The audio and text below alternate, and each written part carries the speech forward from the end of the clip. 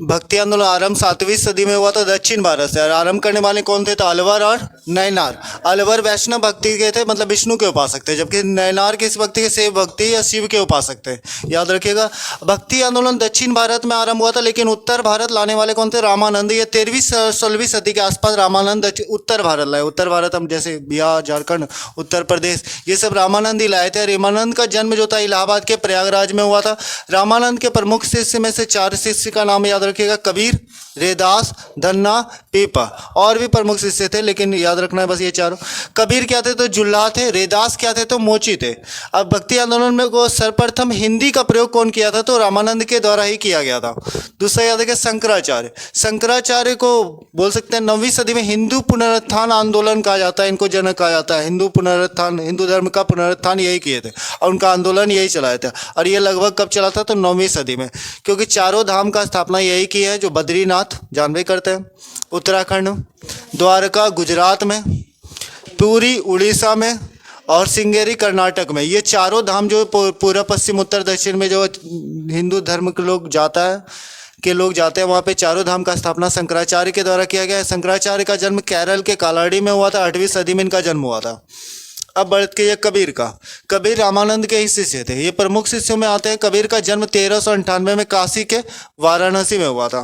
कबीर का मृत्यु जो है उत्तर प्रदेश के मगहर में हुआ था 1518 ईस्वी में। कबीर का उपदेशों का संकलन जो था बीजक में किया गया था। अब कबीर के अनुयायी कौन थे? तो कबीर पंथी थे। अनुयायी मतलब कबीर को मानने वाले लोगों को क्या बोला जाता था? कबीर पंथी कहा जाता था। अब चैतन्य महाप्रभु के बारे में जानिएगा। चैतन्य महाप्रभु का जन्म कहाँ हुआ था? बंगाल में। चैतन्य महाप्रभु कहाँ के प्रसिद्ध संत थे? तो बंगाल के प्रसिद्ध संत थे। ये वैष्णव संप्रदाय को मानने वाले थे, मतलब विष्णु के उपासक थे। और कीर्तन प्रणाली का विकास इन्हीं के शासनकाल में हुआ था। मतलब वही जो कीर्तन देखते हैं बाबा, ये हाँ सारा ये इन्हीं के शासनकाल में हुआ था। अब ये सारा क्वेश्चन एक बार रिपीट कीजिएगा, आप लोग बोलिएगा, हम पूछते जाएंगे। भक्ति आंदोलन का आरंभ कब हुआ था? तो भक्ति आंदोलन का आरंभ कहाँ हुआ था? तो भक्ति आंदोलन का आरंभ किसने किया था? तो अलवार किस उपासक थे? तो नैनार किसके उपासक थे? तो उत्तर भक्ति आंदोलन को उत्तर भारत किसने लाया था? रामानंद कितवीं सदी में उत्तर भारत लाए थे? तो बोले रामानंद का जन्म कब हुआ था? तो रामानंद के प्रमुख शिष्य कौन थे? बोले हाँ बोलेगा। भक्ति आंदोलन में हिंदी का सर्वप्रथम प्रयोग किसने किया था? याद रखिएगा। शंकराचार्य का जन्म कहाँ हुआ था? बोलेगा चारों हिंदू धर्म में जो चारों धाम का स्थापना किसने कराया था? कहाँ कौन कौन 4 धाम है? तो श्रृंगेरी। बद्रीनाथ कहाँ पर है? उत्तराखंड। द्वारका कहाँ पर है? गुजरात। पुरी कहाँ पर है? श्रृंगेरी के वहाँ पर है, कर्नाटक में। बोलेगा शंकराचार्य हिंदू पुनरुत्थान धर्म के आंदोलन के जनक किसे कहा जाता है? ठीक है। कबीर का जन्म कब हुआ था? कबीर का जन्म कहाँ हुआ था? कबीर का मृत्यु कहाँ हुआ था?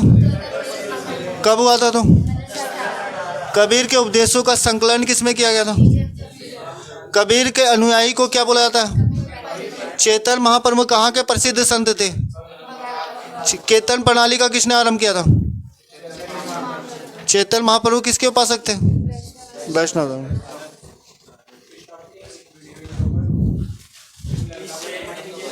तो चढ़ी करिया तोड़ी नहीं देखी दिखेगा ये। चलिए देखिए, सूफी सिलसिला का आधार क्या है? तो इस्लाम और कुरान माना जाता है। मतलब सूफी सिलसिला विशेष रूप से इस्लाम और कुरान, इस्लाम से ही आरंभ हुआ। इस्लाम धर्म के द्वारा ही स्वीकार किया गया था, वही जाके कन्वर्ट हो गया, सूफी सिलसिला कहलाया था। और ये कुरान को ही आधार मानता है। सूफी शब्द जो अरबी भाषा का शब्द है, ये इसका अर्थ क्या होता है? तो पवित्र होता है। सफ़ा से लिया गया, जो इसका अर्थ होता है पवित्र। सूफी सिलसिला में पीर का अर्थ गुरु होते हैं और मुरीद का अर्थ क्या होता है? तो शिष्य। सूफियों के निवास स्थान को खानकाह कहलाता है, याद रखिएगा। अब इसमें कुछ जो आप जैसे शेख मोइनुद्दीन चिश्ती, निजामुद्दीन औलिया, ये 2 सूफी का नाम तो बहुत याद ही रहना चाहिए। पहला हो गया शेख मोइनुद्दीन चिश्ती। बोलेगा सूफी सिलसिला का प्रथम संत कौन थे? तो शेख मोइनुद्दीन चिश्ती। ये कब भारत आए थे? 1190 में भारत आए थे। मोहम्मद गौरी के साथ आए थे। अजमेर में इनका दरगाह बनाया गया था, अजमेर में ही बसे थे। यह दोनों ये वर्ड याद रखिएगा। बोलेगा सूफियों के निवास अजमेर में इनका दरगाह बना था। अब बसे भी हुई वही दे, समझिएगा। शेख मोइनुद्दीन चिश्ती किसके शासनकाल में आए थे? तो मोहम्मद गौरी के शासनकाल में 1190 में अजमेर आए थे। अजमेर में ही बस गए, तो उनका मृत्यु भी वहीं हुआ था और वहीं पर उनका दरगाह बनाया गया था। अब बोलेगा सूफी सिलसिला का प्रथम प्रसिद्ध संत कौन थे? तो शेख मोइनुद्दीन चिश्ती थे। इनका मान्यता था कि ईश्वर पर पहुंचने का एक ही माध्यम है, भक्ति और संगीत, दूसरा कोई माध्यम नहीं है। अगला समझिए निजामुद्दीन औलिया। निजामुद्दीन औलिया का मृत्यु भी दिल्ली में हुआ था और उनका दरगाह भी दिल्ली में बनाया गया था। ये प्रसिद्ध है, ये क्वेश्चन आया भी है। बोलेगा किसने 7 सुल्तानों का शासनकाल देखा था? तो निजामुद्दीन औलिया। किसने अलाउद्दीन खिलजी से भेंट करने से इनकार कर दिया था? निजामुद्दीन औलिया। इनको महबूब इलाही के नाम से भी प्रचलित है। अब एक बार आप लोग सारा रिपीट बोलिएगा। सूफी सिलसिला का आधार क्या है? बोलेगा सूफी शब्द किस भाषा से लिया गया? सूफी का सफ़ा का अर्थ क्या होता है? तो सूफी सिलसिला में पीर का अर्थ क्या होता है? मुरीद का अर्थ क्या होता है? बोलेगा सूफियों में निवास स्थान को क्या कहा जाता है? सूफी सिलसिला का प्रथम संत कौन थे? प्रसिद्ध संत शेख मोइनुद्दीन चिश्ती। शेख मोइनुद्दीन चिश्ती किसके साथ भारत आए थे? मोहम्मद गौरी के साथ। कब भारत आए थे? बोलेगा शेख मोइनुद्दीन चिश्ती का दरगाह कहाँ बनाया गया था? शेख मोइनुद्दीन चिश्ती कहाँ बस गए थे? बोलेगा सूफी सिलसिला का मान्यता क्या इस चीज़ पे है? तो बोलेगा निजामुद्दीन औलिया का दरगाह कहाँ बनाया गया था? बोलेगा किसने 7 सुल्तानों का शासनकाल देखा था? बोलेगा किसने अलाउद्दीन खिलजी से भेंट करने से इनकार कर दिया था? किसे महबूब इलाही कहा जाता था? देखिए अब कुछ है, अब थोड़ा करना है, हटाने दो।